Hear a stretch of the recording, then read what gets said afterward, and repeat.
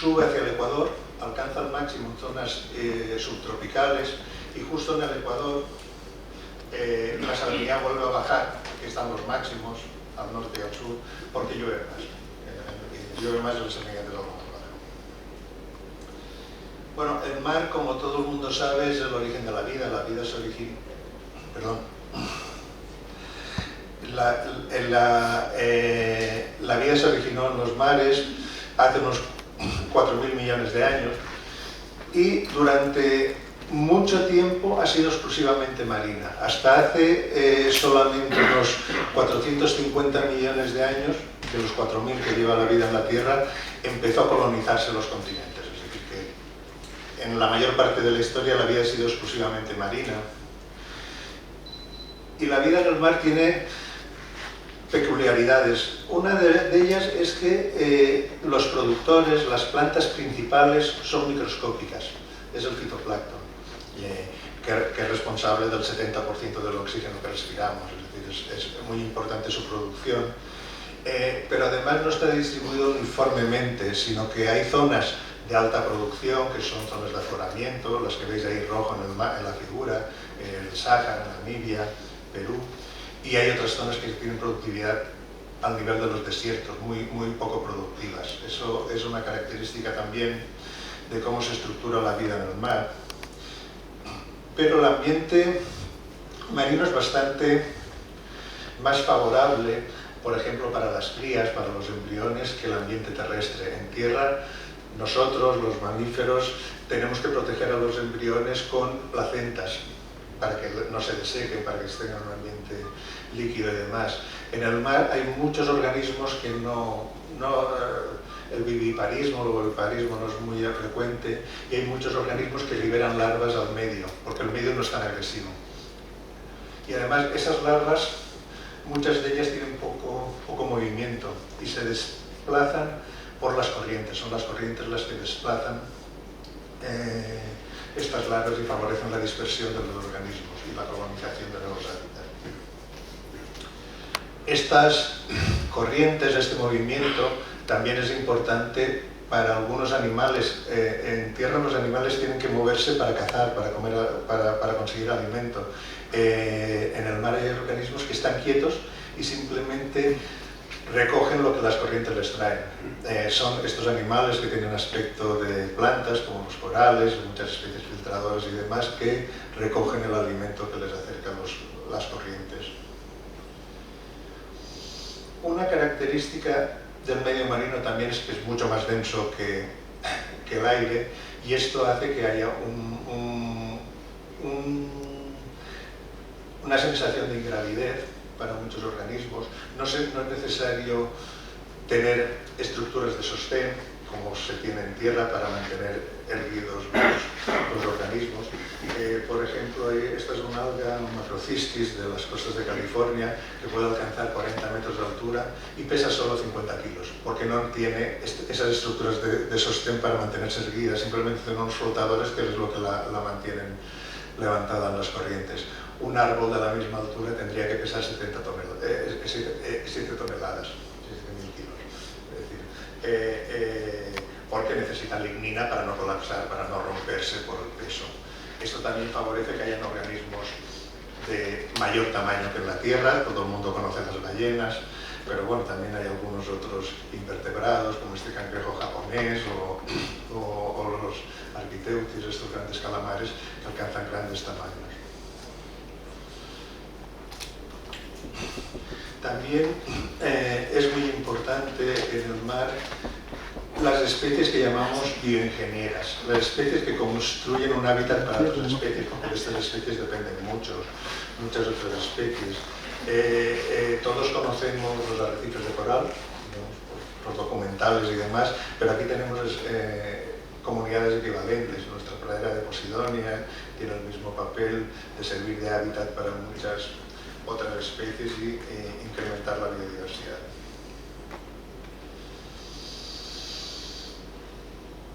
Otra peculiaridad del mar en comparación con tierra es que en tierra las cadenas tróficas son muy cortitas.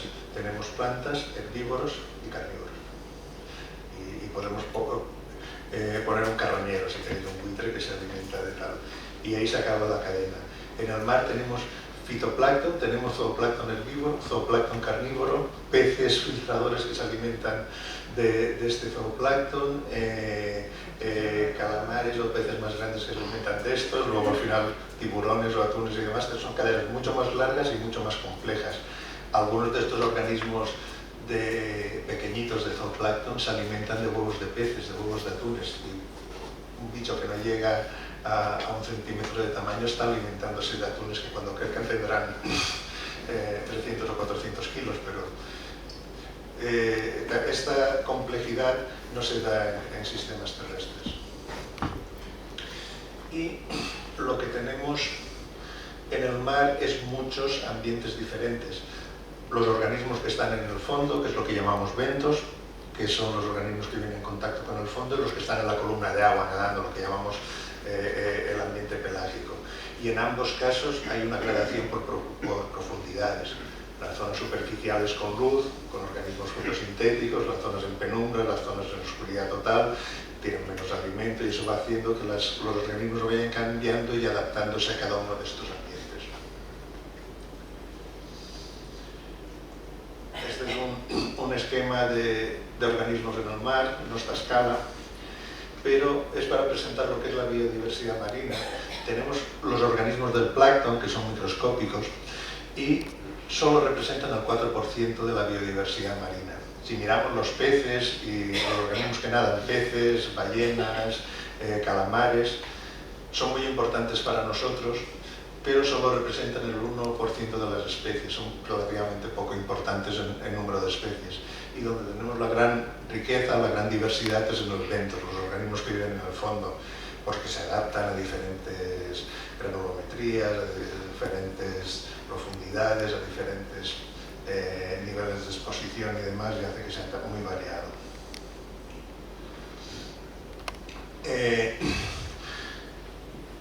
El mar aporta a la sociedad humana servicios que se suelen clasificar en dos tipos de servicios: servicios ecológicos, funciones que representa para el ecosistema, y servicios económicos. Los servicios económicos son fáciles de cuantificar.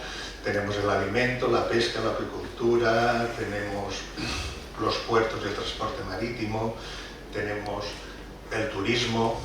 Una ciudad como Benidorm, la industria turística no se hubiera podido desarrollar como lo ha hecho si no tuviera el mar al lado. Es decir, esos son servicios que es relativamente fácil de cuantificar y entender. Pero probablemente tengan más importancia los servicios ecológicos, lo que es el suministro de oxígeno, de lo que dependemos todo, la purificación de aguas, el reciclado de nutrientes, la absorción de CO2, o todo lo relacionado con la biodiversidad de especies y de hábitats. Se puede cuantificar el valor de estos servicios que prestan los ecosistemas, y bueno, esto es una evaluación clásica, discutible como todas, se publicó en una buena revista y quiere decir que está bien hecha. Y hay datos sorprendentes, porque sistemas que desde la concepción normal que tenemos son de alto valor, bosques tropicales húmedos, la Amazonia, o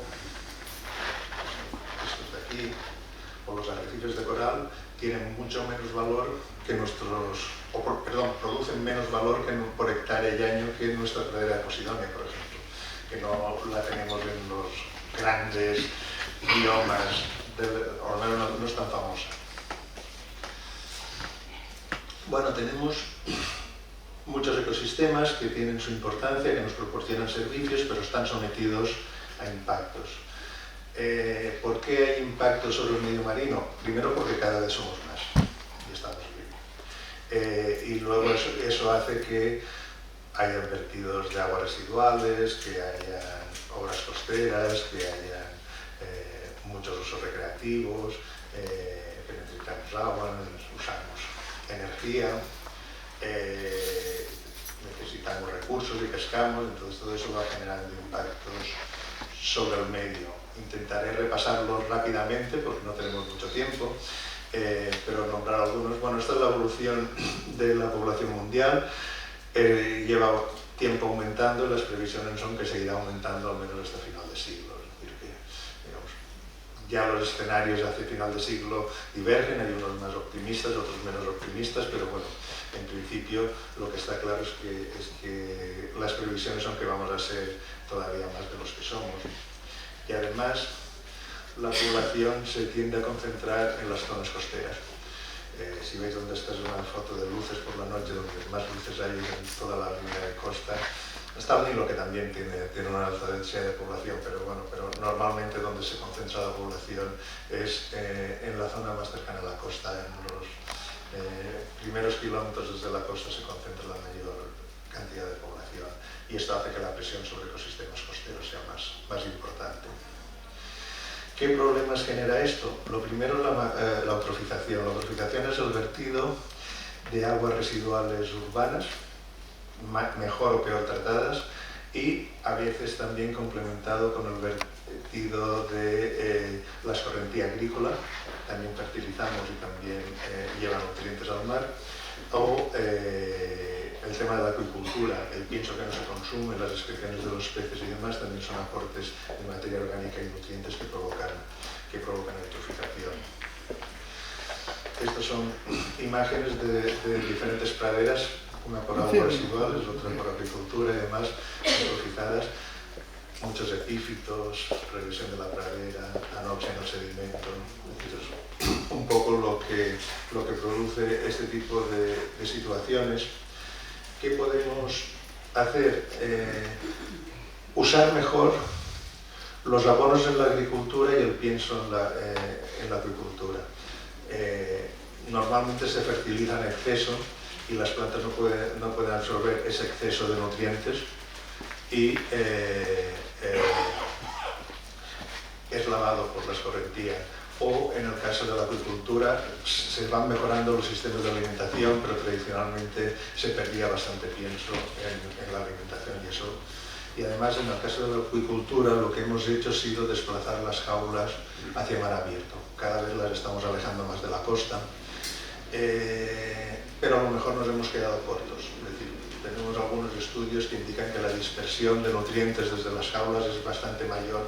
Ahora se consideraba que 500 metros al límite de la pradera era una distancia de seguridad aceptable y hemos visto que llega a 2 kilómetros o tal, por lo tanto probablemente las jaulas deberían de desplazarse todavía más a mar abierto, la tecnología lo permite. También podemos mejorar el tratamiento de aguas, hay una directiva europea que obliga a tratar las aguas, pero sobre todo debemos mejorar la reutilización. Tratar aguas y tirarlas al mar es tirar el dinero y volver a contaminar y demás. Necesitamos agua y la tecnología permite reciclar el agua residual sin mayor problemas, evitando los problemas de vertido. También tenemos problemas con la construcción de puertos. Hace unos años estaba muy de moda, había muchísimos proyectos de ampliación de puertos que afortunadamente no se llevaron a cabo.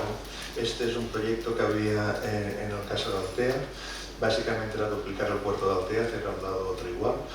Esto hubiera supuesto cargarse 40 hectáreas de pradera de Posidonia y 500 metros lineales de playa. Es decir, que también es un recurso muy importante que se hubiera perdido porque hubiera quedado dentro de los espigones del puerto.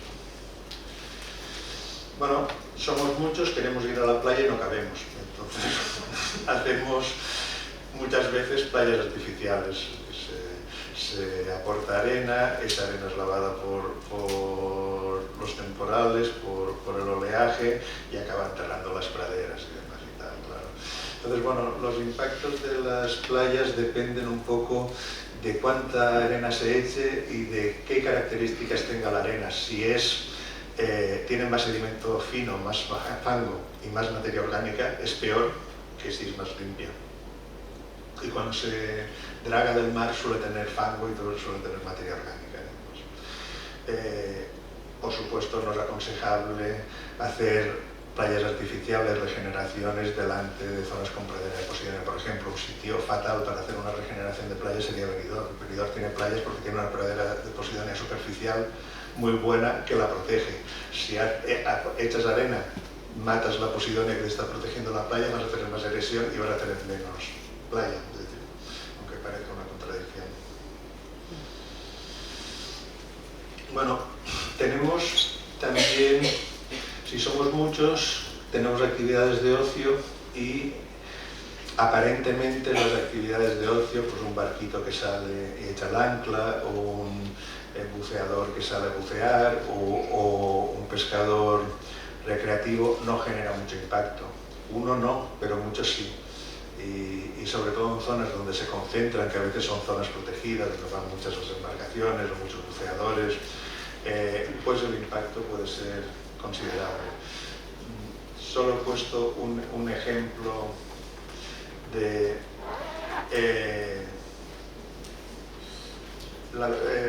es un programa, una versión diferente del programa, se ha descogeringado un poco las diapositivas, pero bueno, esto es un estudio que hicimos en los alrededores de Benidorm sobre el efecto del buceo. Comparamos una zona donde el buceo era alto y otra zona en la que no había buceo, y estos organismos, que son biozoos, son muy frágiles, se erosionan con mucha facilidad. En las zonas donde se buceaba había menos, y después del verano, que es la época de buceo, había muchos menos. En las zonas donde no se buceaba había más, y después del verano habían aumentado. Bueno, lo mismo, somos muchos y necesitamos agua, y llueve poco. Entonces, una de las cosas que se está haciendo es desalar agua de mar. El agua de mar, el desalar agua de mar es a un agua con sales, se la fuerza a pasar por unas membranas, sale un agua casi sin sales, prácticamente agua mineral, y un concentrado que tiene las sales que había en el origen, y puede llevar algún aditivo del proceso, pero si es osmosis, que es lo que tenemos aquí, esos aditivos son poco importantes, poco relevantes. En otras modalidades de desalación pueden ser más importantes. ¿Qué ventajas tiene la desalación? No se acaba el agua de mar tenemos mucha, por tanto es un recurso ilimitado. No genera conflictos territoriales, no tienes que pelearte con manchegos, con catalanes, con tal, para que te dejen agua y demás. Es independientemente del clima, no hace falta estar mirando si ha llovido, si no lloverá, este año será tal. El agua es calidad agua mineral, es una agua de gran calidad, y es muy fácilmente modulable. Son bastidores que puedes conectar los que necesitas, cuando no lo necesitas los paras, es decir, puedes producir exactamente la que quieras. El problema que tienes, que necesita energía, y eso afecta al precio, claro. Hay que gestionar ese concentrado de sales, que es la salmuera, y en principio es apto para zonas costeras. En Chile están desalando en la costa y subiéndolo a los Andes a 3.000 metros, pero bueno, eso es caro. No es lo habitual es usarlo en zonas costeras. Bueno, esta es la evolución del consumo energético por metro cúbico de agua desalada. Cayó muchísimo, como cayó muchísimo el consumo energético, la energía que necesitabas para desalar, ha caído muchísimo el precio del agua desalada, y eso ha hecho que la capacidad instalada se dispare. Estos son datos de España, lo mismo ocurre si miras datos mundiales, es decir, entonces, bueno, pues cada vez tenemos más. ¿Qué pasa con el impacto ambiental de la desalación? En principio es agua de mar concentrada, y lo que habría que hacer para reducir el impacto ambiental es seleccionar un buen punto de vertido. Incluso cuando el punto de vertido se selecciona mal, se puede solucionar el problema, pero es complicarse la vida, mejor hacerlo fácil. Y luego hacer que se mezcle cuanto antes. Y eso hay tecnologías, unas consumen energía, otras no lo consumen y demás y tal, puedes poner difusores y demás para hacer que en pocos metros se mezcle, y cuando se mezcla la salmuera vuelve a ser agua de mar. No es algo radiactivo, no es algo tóxico, simplemente agua de mar concentrada. Bueno, otro problema que tenemos es el tema del calentamiento global. Han habido varias radios que me han entrevistado por esta conferencia estos días y solo me han preguntado de temperaturas, los récords de temperaturas del agua y demás y tal. Solo me han preguntado de eso, todo lo que no les interesaba. Esta es la noticia actual, estamos en máximos ahora estamos en máximos, pero es que el año pasado también estamos en máximos y el anterior también, es decir, la temperatura está subiendo porque desde la revolución industrial nuestra principal fuente de energía han sido los combustibles fósiles. Esto es la evolución del carbono, del CO2 en la atmósfera. Desde la época de la revolución industrial se ha disparado. Esto se ha estudiado analizando el hielo de la Antártida. Dentro del hielo hay burbujas de aire, puedes datar de cuándo se fijó ese hielo y por tanto qué composición tenía la atmósfera en ese momento. Por tanto puedes reconstruir la composición de la atmósfera y lo mismo que la temperatura por los últimos años está subiendo bastante rápido. Y además en el Mediterráneo, que es la gráfica de arriba, es que han cambiado los colores. Bueno, la línea de arriba es el Mediterráneo, la de abajo es la media mundial. En el Mediterráneo está subiendo la temperatura más rápidamente que en otras partes del planeta, ¿no? Consecuencias de esto, que el nivel medio del mar está subiendo. Estos son datos de Venecia y de Alejandría. Se está reduciendo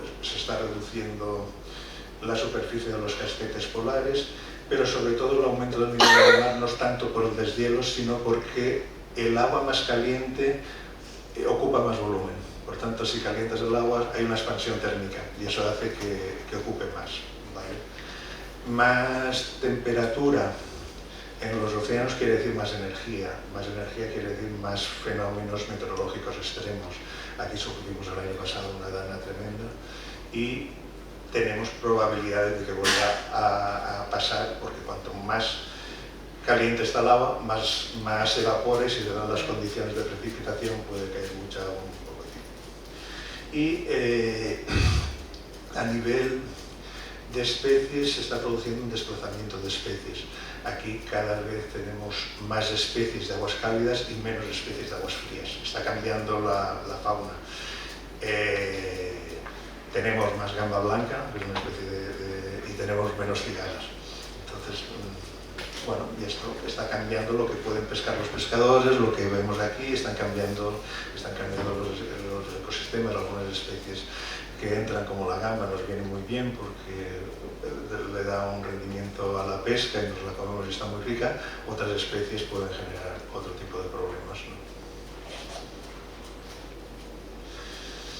Tenemos un problema de sobrepesca. El Mediterráneo es uno de los mares del mundo más sobreexplotados, pero no todas las pesquerías mediterráneas están sobreexplotadas por igual. Hay algunas especies que explotamos poco. Aquí, la lacha, la llampuga, la lechola.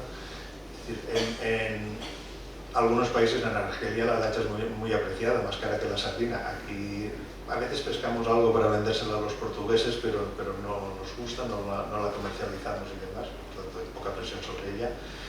Hay especies que están algo sobreexplotadas. La gamba sí, el boquerón ha mejorado últimamente. Perdón, la sardina ha mejorado, el boquerón está relativamente bien, la merluza está muy mal, el emperador, el pez de espada, pues está bastante mal y el atún está estupendamente. Es decir, que por tanto, es cierto que en general, de media, las especies están mal, pero no todas están mal, algunas están peor que otras. No voy a hablar, con la sobrepesca lo que podemos hacer es gestión y hacer una buena gestión da resultados. Yo no voy a hablar ahora de gestión de pesca, sería otra conferencia y otro motivo, y además solamente voy a contar una de las cosas que podemos hacer para que las pesquerías vayan mejor, que es hacer reservas de pesca, que simplemente dejar de pescar en una zona para que crezcan los organismos y repueblen las áreas alrededor. La primera española fue Tabarca, en 1986, y hemos visto que dentro de la reserva hay muchas más abundancia de especies de interés comercial, que se producen más huevos y larvas porque hay más adultos. Esto no es Tabarca, esto es Medas, pero bueno, datos. Hemos visto que los pescadores hacen un fenómeno que se conoce como pescar en la línea, y es pescar justo en el límite de la reserva. Esto es Columbretes, esto es Tabarca, aquí un 20-30% del esfuerzo se hace a 0 metros, es decir, justo entre boyas, en el límite de la reserva. En Columbretes podéis ver cómo dibujan la forma de la reserva con arrastreros y trasmayos. ¿Por qué van a pescar al límite de la reserva? Porque las capturas son mejores. Podéis ver que cerca de la reserva siempre las capturas suelen ser mejores para muchas especies. Y en algunos casos, como en el caso del Denton,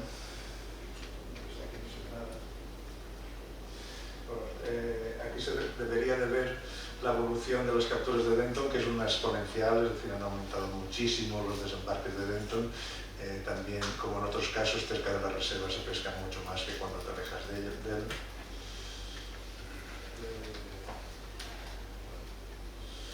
No se ve, pero os lo cuento. Tenemos herramientas para trabajar con todos los impactos y tener un diagnóstico de cómo están los ecosistemas. Una de las aproximaciones que podemos tener es con bioindicadores. Tenemos bioindicadores que nos señalan cómo están las cosas, porque son organismos que o son muy sensibles o son muy tolerantes. Por tanto, si tú ves, aquí había una foto de unas rocas verdes, que eso es un síntoma de eutrofización, de mala calidad de agua. Si alguna vez vais a una playa que hay rocas completas con algas verdes, no es un buen sitio para bañarse. Y si son marrones y rojas, es un buen sitio porque el agua es mucho más limpia.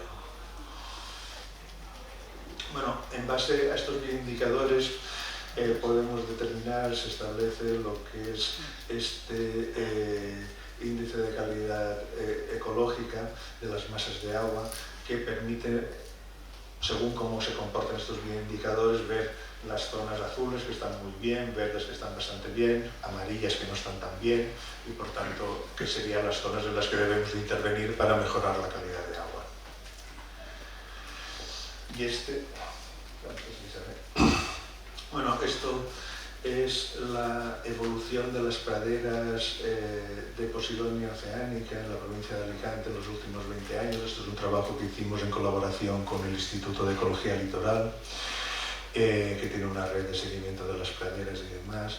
Y lo que podéis ver es que dominan los colores verdes y azules. Esto quiere decir progresión positiva, es decir, las praderas evolucionan positivamente. No hay praderas en rojo y hay alguna en amarillo, que son tendencias significativas negativas, pero bueno, lo que domina es el verde y el azul, lo cual nos indica que las praderas están en buen estado y que la gestión que se está haciendo es positiva. Y nada más. Siento que alguna diapositiva se haya descolocado con el cambio de versión del ordenador, pero bueno, si tenéis preguntas. Sí.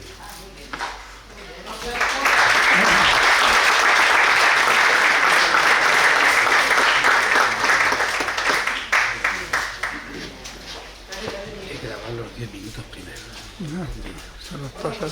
Te mando un correo que voy a verte un día. Yo te llamo. Qué cosas más interesantes que has contado. Se nota que estabas en tu mundo, ¿eh? Se nota que... Y seguro que los compañeros que han venido a apoyarte, los marinos de la Vila y de Altea y los de Alicante, seguro que han disfrutado doblemente más que nosotros. Bueno, pues muchas gracias por tu buena preparación. Y aquí tienes un pequeño detalle para que te acuerdes de tu paso por el Faro de Alejandría.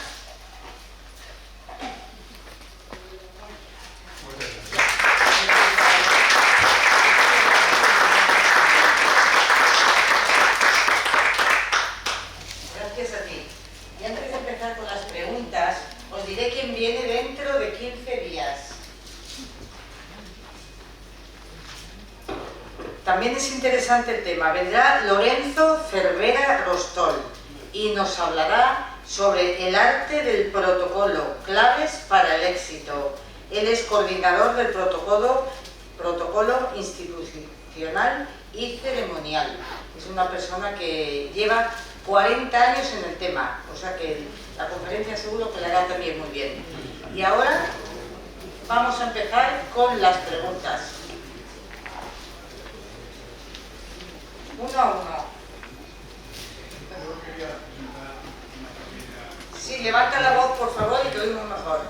Bueno, en primer lugar, felicitarte. Yo también estuve en la Universidad de Alicante, en el Departamento de Botánica en su momento. Y la exposición me ha parecido magnífica y esperanzadora. Pero, vamos a ver, aquí tenemos un clima semiárido, con 350.000 metros aproximadamente de precipitaciones anuales. Y en una línea recta tenemos el Puig Campana, 1.400 metros, la Sierra de Aitana, 1.550 metros, y la Sierra de Bernia, 1.100 metros. Esto es el embudo. La garrafa o sistema de garrafas, por este ciclo hídrico que también has explicado, son los acuíferos, los sistemas de acuíferos. Y de todos es bien sabido que en la línea de mar hay un contacto de agua potable. En Altea, por ejemplo, había una fábrica de hielo con el acuífero a 100 metros de la playa, pero con tanta proliferación urbanística, tantas necesidades de agua para cultivos de plantas que necesitan mucha irrigación y no las autóctonas como el dentisco, margalló, pistacho, todas estas cosas, piscinas, etcétera, etcétera, grandes, pues fíjate a bord de mar, la garrafa de agua potable y el contacto con el agua salina, pues cada vez, y está pasando un fenómeno cada vez más evidente que es la intrusión marina. Con todas estas ventajas que nos has contado del río Algar, que es un río caudaloso, Cabanilles a finales del 1700 nombró toda la agricultura que había en el río Algar, algodón, moreras, gusano de seda, todo esto desapareció y con el impacto de la proliferación urbanística, ¿verdad?, pues toda el agua que salía de esta rendija de garrafa, que sería el nacimiento del Algar, pues al poco ya es bombeada para lo que yo llamo, con perdón y sin ningún ánimo de ofender, metástasis urbanística. Ahora el Ayuntamiento de Altea ha conseguido una subvención para arreglar los 1.600 últimos metros. Con ello también el Molí o de los Moros, que estaba a 50 metros de un caudal de río que llevaba mucha agua y un ecosistema único. Me lo he estudiado muy bien, con una ictiofauna que no se ha vuelto a ver, ¿verdad? Entonces el agua que llega a la desembocadura es la que viene del tratamiento de la edad de Altea, con lo cual quiere decir que aunque esté más o menos perfecta, pasa en el puente de Sogay a la desembocadura y directamente esté mejor o peor tratada, desemboca. Pero los polos de arriba, que también han crecido mucho, pues también generan una gran cantidad de aguas negras que serán tratadas en la edad de Altea, esperemos con la mejor de las calidades posibles, pero que también continuará llegando a la desembocadura, quieras que no puede afectar a la pradera de Posidonia. Entonces, si sería posible que con estos avances de las desalinizadoras y alguna cosa más, pudiese tener el río Algar un poco más de agua natural y mejorar sus ecosistemas, porque no queda agua ya ni tampoco para la agricultura. Muchísimas gracias. Vale. Me ha encantado tu explicación, maestría en didáctica y, bueno, pues mis felicitaciones, ¿eh? Bueno, tú has planteado la necesidad de agua que hay en la comarca, y en ese escenario de necesidad de agua lo que no tiene sentido es que tiremos aguas residuales tratadas a un cauce de un río o a un mar, digamos. Es decir, es mucho más barato reciclar aguas residuales que desalar. Por tanto, ese es el primer escenario, de que eso de que el agua tratada se tira es algo que deberíamos de cambiar aquí. En la Comunidad Valenciana, en la provincia de Alicante, perdón, que es la que más recicla de la Comunidad Valenciana, estamos entre el 20 y el 30% de reciclado de aguas residuales. Murcia está en el 80 o el 90, es decir, que aquí tenemos mucho mucho camino que hacer. Y evidentemente ese agua bien tratada puede ir a regenerar sistemas acuáticos, pero tiene que estar bien tratada. Pero de todas maneras, sobre todo lo que debe de hacer es evitar tener que desalar agua de mar, porque si tienes ese tipo de agua puede ser mucho más barato reutilizarla que no tener que desalar agua de mar. Si desalimentamos estas cantidades que hemos dicho, pues podría reservarse esta gran garrafa de tratamiento de río Arán, algo de caudal ecológico. Es otro tema, ya... No, es otro tema, pero la realidad es que Sí. es un santo y después otro. Claro. Es una Es pequeña... lo que hay, ¿no? Vale, gracias, muy interesante. Vicente, ¿querías comentar? Bueno, yo he llegado un poquito tarde, me ha gustado mucho. Sobre este tema es un conflicto general. Hemos de saber que en Altea prácticamente ya nadie cultiva. La cooperativa se cerró hace 10 años. O sea que tienes las naranjas y las tienes que vender a la gente del mercadillo. Es decir, la agricultura está en franca decadencia y hemos de apostar por el turismo. Es mi punto de vista. Es decir, además ningún joven quiere ser agricultor, que está mal visto y es feo. Quieren ser pues conserjes o hablar idiomas y dedicarse a otras cosas. Es decir, eso lo hemos de aceptar como es y usar el agua lo mejor posible. Lo que ha dicho el conferenciante del turismo deportivo de mar, pues es un turismo muy buscado, porque la gente quiere hacer actividades ahora, no viene a tomar solamente el sol.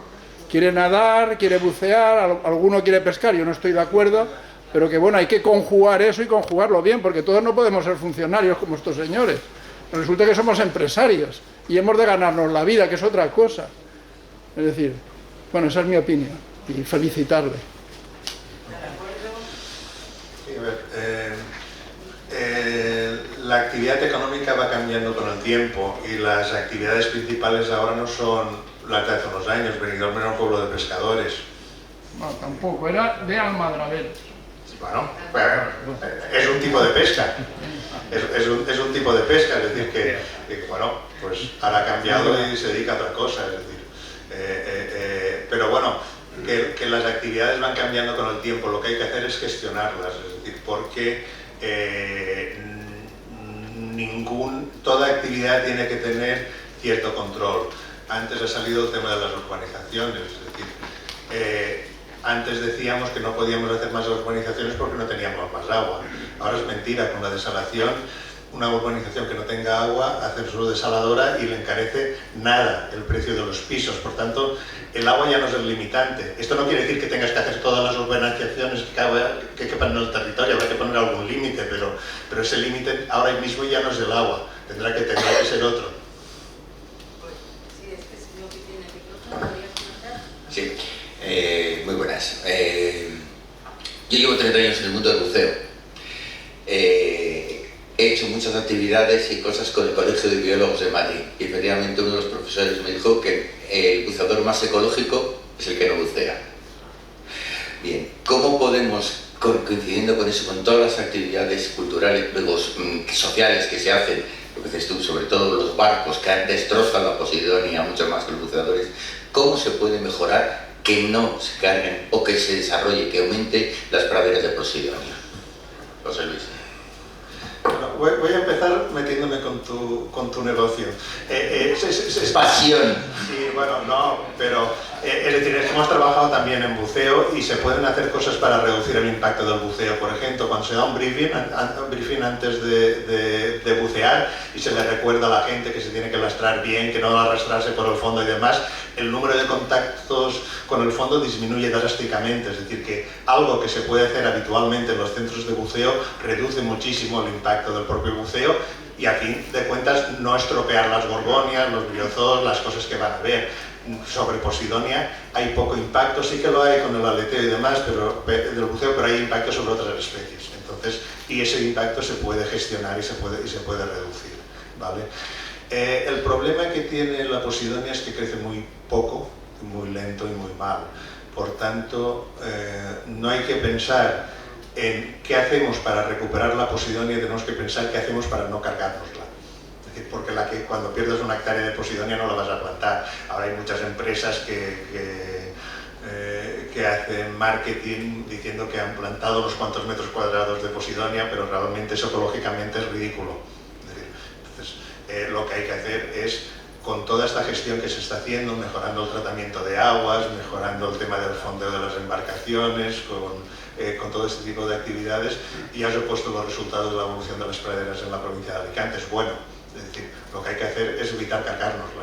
Hay alguna que no va bien y hay que tiene problemas, pero son culpables conocidos.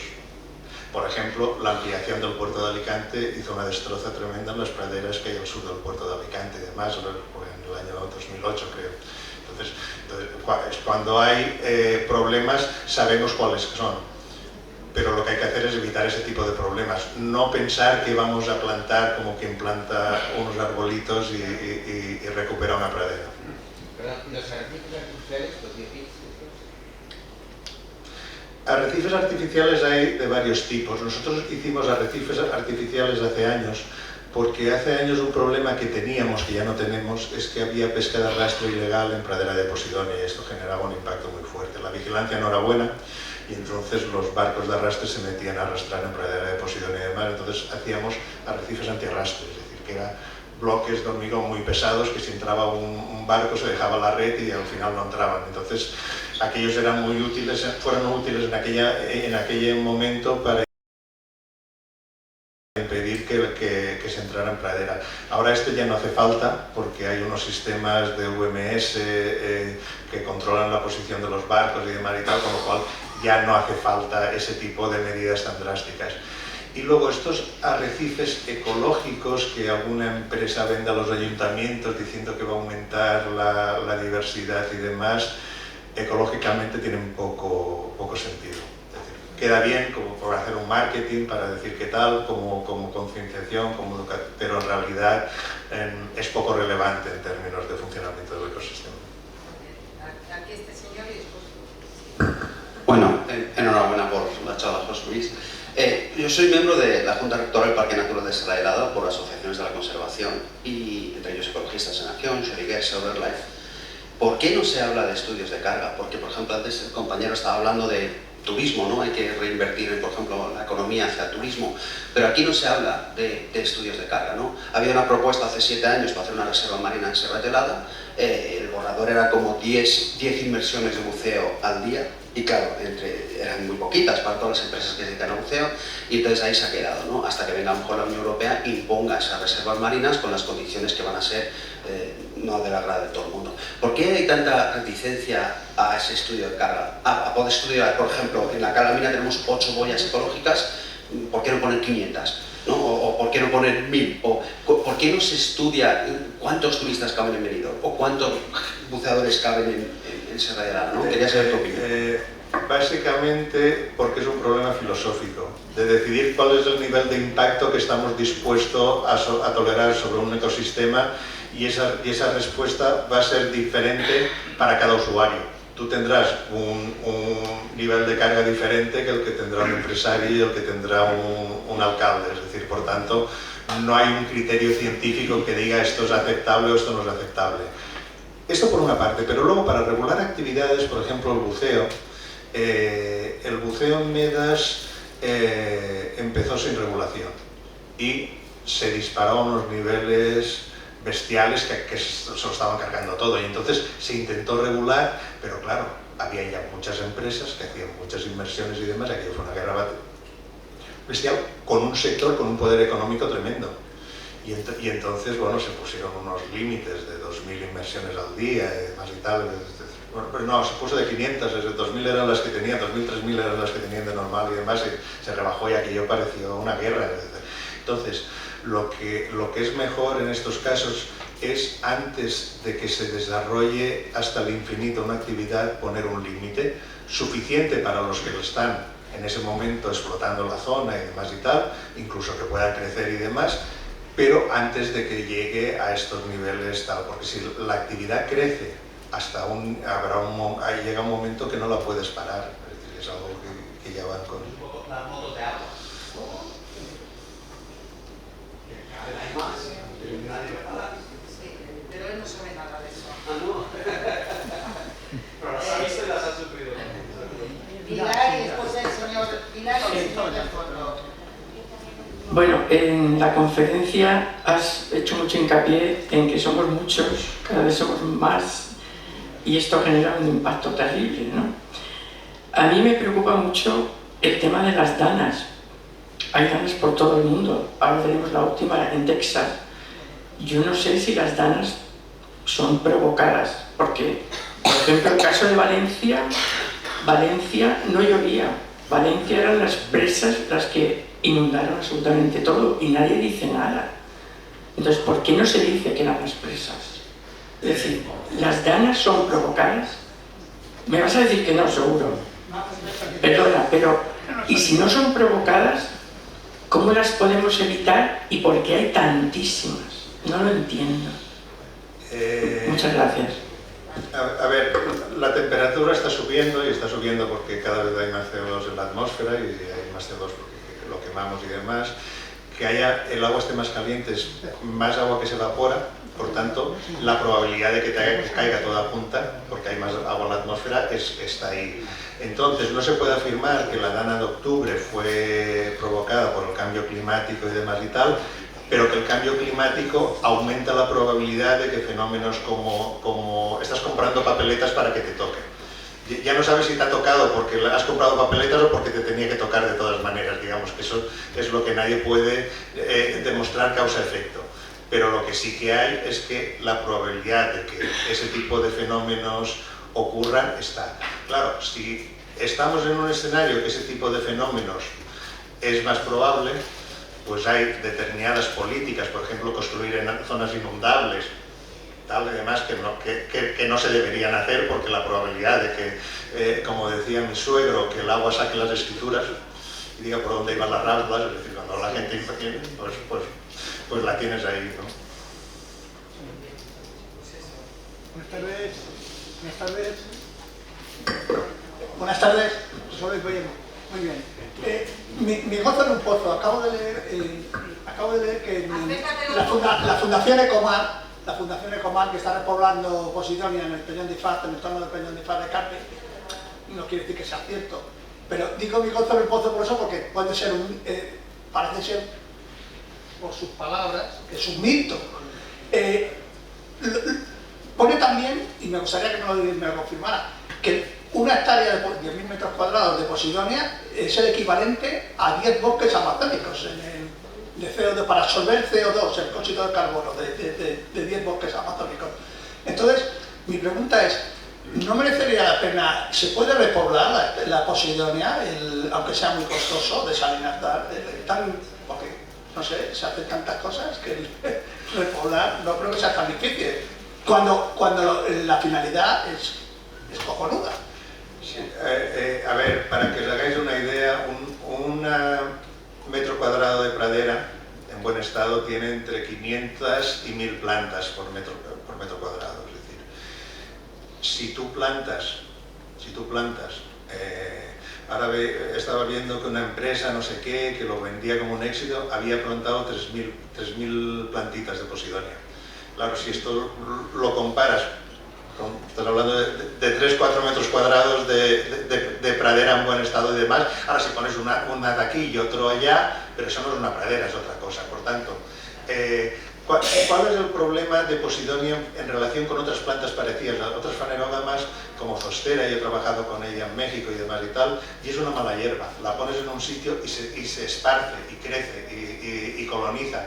Posidonia es como si plantaras una encina, que plantas una, si se muere, se ha muerto, y si no se muere, no se ramifica, no es que crezca y al año tengas el doble de plantas y al otro año tienes lo que has plantado. Es decir, entonces, ese crecimiento tan lento hace que está muy bien todas las actividades de repoblación que se están haciendo, porque es una manera de poner en valor la Posidonia, de educación ambiental, de concienciar de que hay que cuidar las praderas, pero realmente lo importante es cuidar las praderas, no las 4 plantitas.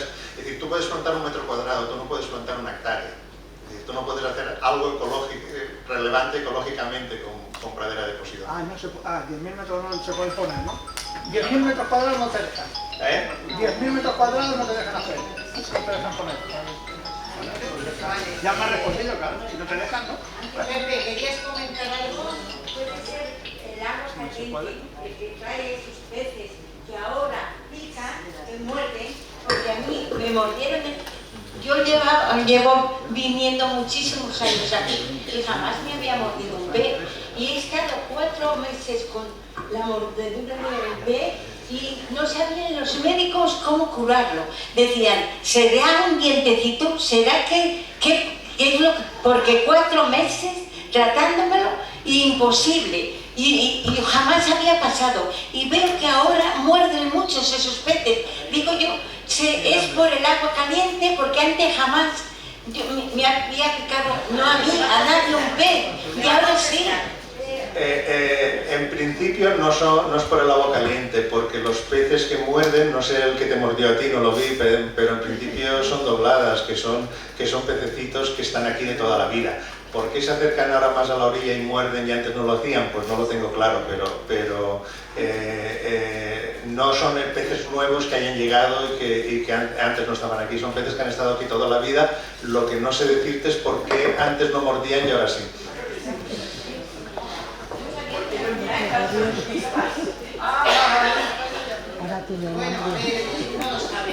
Hola, buenas tardes. Voy a hablar, yo soy de secano, o sea que pocas cosas puedo aportar en esto. Estoy aprendiendo. De todas formas, el principio de la conferencia me ha gustado porque ha planteado usted un problema que es un problema de la humanidad. De dónde venimos y a dónde vamos. Lo de a dónde vamos, dejémoslo estar. Pero, ¿cuál es la primera célula o la síntesis de células, o gametos, como queramos llamarle, para que se produzca el primer ser humano? Ya sé que no entra a la conferencia, pero tuvo que ser en el medio marino, ¿o no? Sí, a ver, de momento no ¿Un ser unicelular?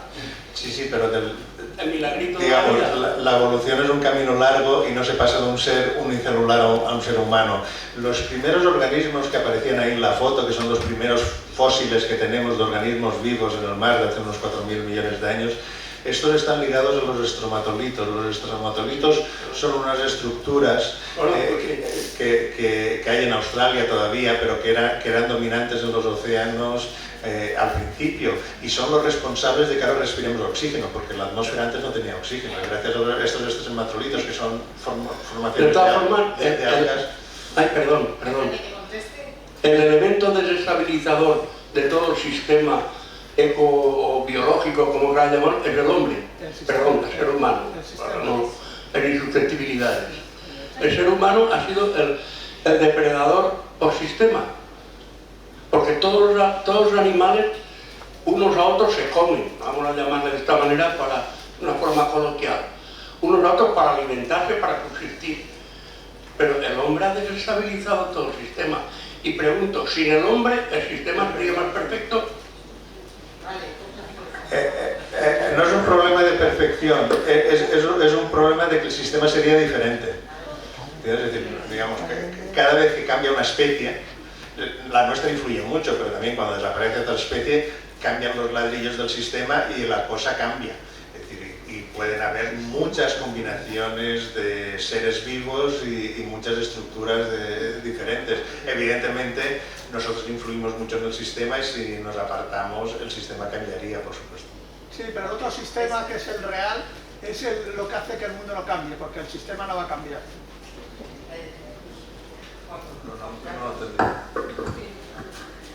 Hola, pues lo primero de todo, agradecerte la elección del tema. Bueno, hemos venido porque nos gusta cuando se habla del mar.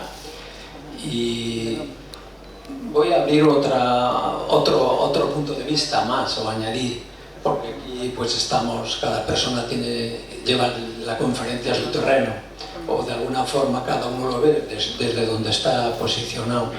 Yo quiero, sin ánimo de que nadie me secunde o diga que bien, dejar la semillita de una idea que me parece importante. Hace unos meses estuvimos aquí hablando de la influencia de las emociones en la enfermedad y decíamos que el 80% del planeta es agua y el 80% de nuestro cuerpo es agua, y se empieza a hablar, igual que tú has hecho una exposición, digamos, del cuerpo físico, de la parte acuosa, física, de todo lo que hay, influye y ocurre, pues en nuestro cuerpo físico ocurre igual, está un mundo de agresiones que hacemos, de alimentación, de mil formas tóxicas. Pero luego hay algo que yo preguntaba si alguna vez en la universidad se empezará a hablar, además del cuerpo físico, energía más densa, de los cuerpos sutiles, y uno de ellos es el cuerpo emocional, donde llevamos todas las emociones que luego nos enferman. ¿A qué viene esto aquí ahora? Pues a abrir mi aportación a esta conferencia tan interesante de conceder al planeta conciencia, y que el planeta está también, además, recibiendo de toda la toxicidad que hacemos de las aguas residuales, de todo lo que has expuesto, todas las emociones que la humanidad trasladamos y que el planeta se encarga de depurar. Yo tengo convencimiento de ello, no pretendo que nadie lo secunde, pero bueno, lo dejo ahí, y como estás en la universidad, no sé si algo de esto se intuye en el futuro. Espero que se empezará a investigar en esas áreas también, porque hay que verlo todo de una visión más integral. No es mi área, es interesante, pero no es mi campo, y supongo que en la universidad sí que hay gente trabajando en esos temas, pero no es mi área. Pero bueno, y ya por último a uno de los amigos de la vila que le comente algo y nos marchamos. Venga. Venga, uno de los tres. ¿O los tres? No. Bueno, José Luis, me ha encantado. En el siglo pasado, me acuerdo que yo iba con un amigo y contigo a medir, a hacer los... Se ha deteriorado mucho la pradera Posidonia, se ha esterilizado. ¿Cómo ha ido en la zona que hacíamos? Es un interés personal, y recordando aquellos tiempos. Y segunda, ¿las medidas que se han tomado en pesca realmente han sido eficaces? O a veces esas medidas que se toman en despachos y en otros países pueden afectar, por ejemplo, a la pesca o a la zona mediterránea. No sé. Sí, a ver, en el tema de la Posidonia, lo he dicho antes, la última diapositiva era la evolución de 28 praderas en la provincia, y todas la evolución es neutra o positiva, es decir, no han ido mal.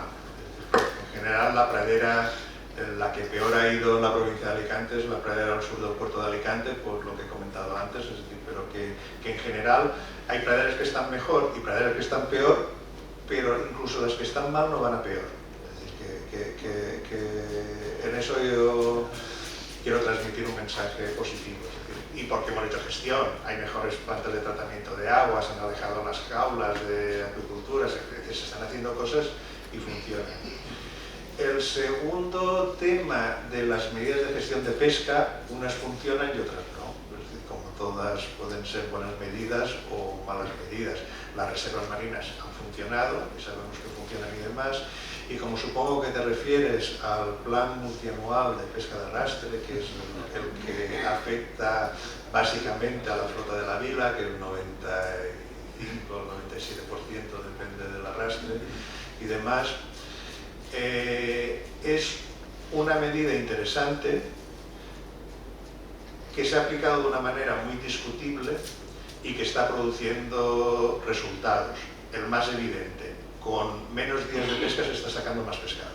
Es decir, eso quiere decir que las poblaciones están mejor, por mucho que la gente llore que quiere volver a los 240 días. Pero bueno, puedes llorar y querer volver, pero si vuelves vas a volver a pescar una mierda, con lo cual, en principio, la medida está funcionando.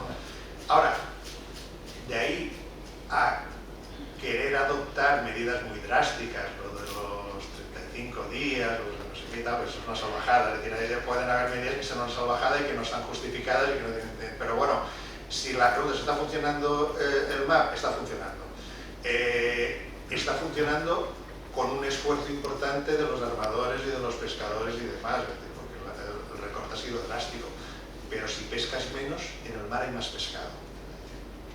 Es una ecuación fácil, por tanto, como se ha recortado la pesca, hay más pescado y con menos esfuerzo se puede pescar más. La última cosa. La última, a ver. Sea sin micrófono. Has hablado una cosa que a mí me parece una serie de horror. Cuéntame algo de las piscifactorías, porque eso a mí me da miedo. A ver, miedo no es una actividad industrial que como todas tienen que estar reguladas. Las piscifactorías empezaron muy mal porque se empezaron a poner en bahías cerradas, en Fornells, en Águilas, y montaron en unos meses una hecatombe de pradera de Posidonia de mar y tal. Entonces, esto se cortó y se han sacado las piscifactorías fuera, ya no están encima de pradera y demás, algunas están cerquitas, otras tal, se considera que los 500 metros es pero nosotros hemos visto que a 2 kilómetros los nutrientes de las jaulas están llegando y que probablemente estos 500 metros o este tal sea poco y que probablemente hay que endurecer las medidas y sacarlas más, la tecnología lo permite, ya puedes instalar las jaulas a 50 metros, no tiene que estar a 35, entonces ya puedes sacarlas más hacia afuera, alejarlas de las praderas y evitar este problema que estamos viendo, que la dispersión es más grande de la que inicialmente parecía. Pero el edificio. Bueno, a ver, una vez a una empresa le has dado una concesión en unas condiciones, modificarla no es fácil.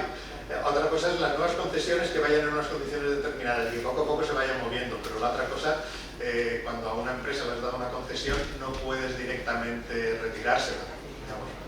No sé por cuántos años le dan la concesión y ese tipo de cosas, pero bueno. Una maravilla, le vamos a dar un fuerte aplauso que se lo merece.